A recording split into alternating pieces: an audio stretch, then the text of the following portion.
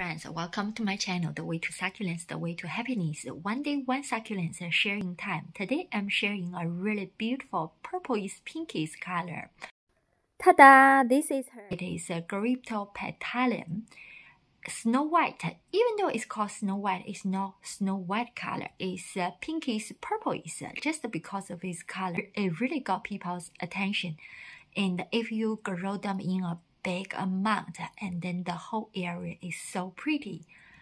The one I'm growing in this window bay now is facing southeast, but in wintertime it go to dormant, so it's not showing the best status of it.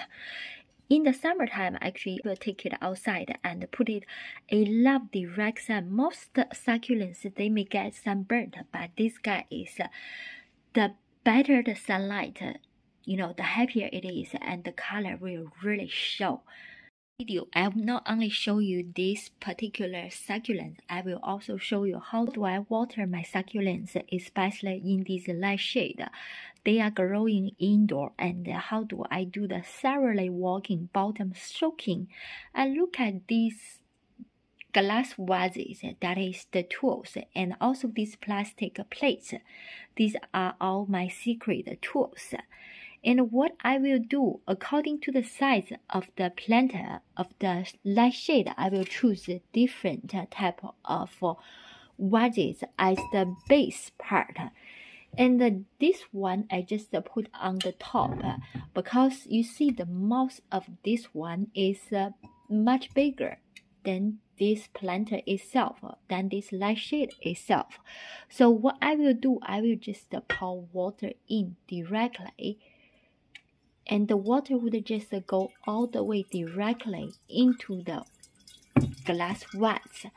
I also put a plate just in case my hand is not stable enough. It may just go to the window, wooden window bay.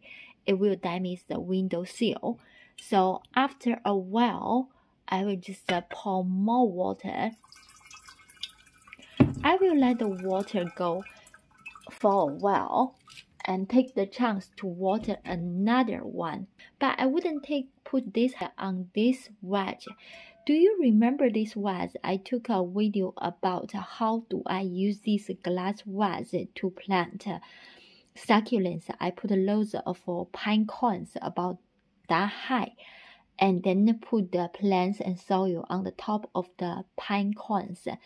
And the pine cones serve as a drainage system. But you can go back to the video, have a look. I'm not giving more details here. I'm really showing you how to water these guys tonight. And there's another, you see there's another bigger mouse vase. I will put this light shade onto this guy, so the water will stay in better. And it's the same method. I will just water from side, pour the water. We try not to pour the water onto the leaves because they don't really like to be watered in the leaves. Even though in the nature they have no choice. For example, it's raining, the rain wouldn't avoid to drop onto the leaves. But when we grow them ourselves, we can try to avoid that happening. And you see these vases, it has some pine cones. Like I mentioned before, succulents, they actually like acidic soil. So these pine cones, they produce a lot of acidic. And then I water that directly. It's good for the soil, is good for the succulents. You can see the color is much different now because of the pine cone. And you may say, wait, for this, you water it now because it started growing. So I can water in the, actually I can also fertilize it with banana peels water. It's the growing season, actually it's the best. But aloes are objects. Actually, they will stop growing from now on. They are summer dormant plants. These two are objects, and this might be the last time I water this guy. I mean, in another 2 months, I will water this guy once more.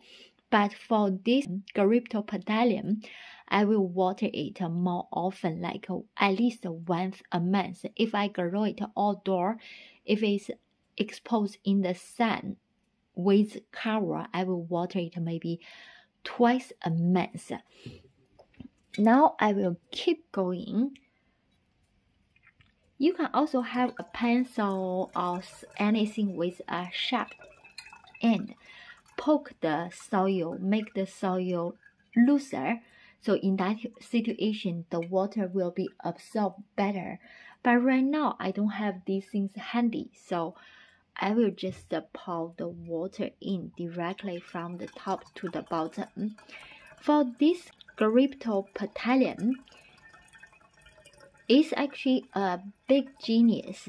It belongs to the Crasula family. It's easy to grow and it's also easy to propagate. For example, you see these leaves, you take it from the bottom and then just put on the top of the soil. Eventually, like it wouldn't take long, like 30 days or even less, 20 days, it will give you a baby like this. Look. And you see there's another baby is hiding here. These are easy. You can just take them off. Take them off from the bottom, from the knot, and leave it. See, I'm not putting it onto the soil. The cut part is not touching the soil directly because this part need to be fully calloused. So I will let it sit that way. After a couple of days, I will turn it to put the knot part, this part, back onto soil, and then you will see the new baby will grow. If we put this side directly onto the soil, the winds may get infected. It will damage the leaf and it may end up with nothing. That's the first way to propagate it. And the second way, actually, you can just cut from like here or even lower. I would prefer the middle and then get it fully callous because the cut is bigger than a small wound. So it takes longer time to callus, maybe 2 days or even longer, 3 days. Give it a longer time is better for the plants. Then put the stem into the soil and it will grow another plant. You may say, wait, how about the leftover part? You don't need to worry about it. Actually, eventually, the leftover part, especially you see the knot part, they will grow with new babies. That's the amazing part about succulents. Before I said the bottom soaking method, and you see, no, the bottom is not soaked in the water. Yes, not yet. So that's why we will keep going. We will add more water. Also this guy, I love the sound of the water flow out of that container. These aeoniums, I watered them yesterday. They are winter grower, so I wouldn't water them again in 2 months. But these I will repeat. They start growing in the spring now, so I will water them more. Like I said, it depends on where you live and what the temperature is, what's the humidity. All these things matters. So it will really decide how much water you want to give them. I always say there is a trick when to water succulents. Touch the leaves. If it's firm, it's definitely say I'm good. If it's really soft, it's wrinkling. That means it's thirsty. And now I see the bottom hasn't soaked in water, so I will add more water in. Now it is. I definitely overwater it. But the good thing is I have other plants as my backup. This guy here, it looks weird, isn't it? It's Alocasia. I will share a video about how to grow this Alocasia as well. So don't worry. By the way, if there is any plants you are interested, any succulents, if you are interested, you want to know how to grow it, and let me know. I can share a video about it too.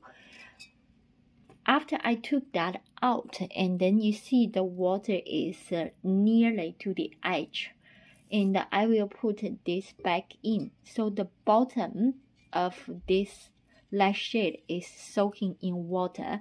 It will just absorb the water and then get the whole soil inside the moisture.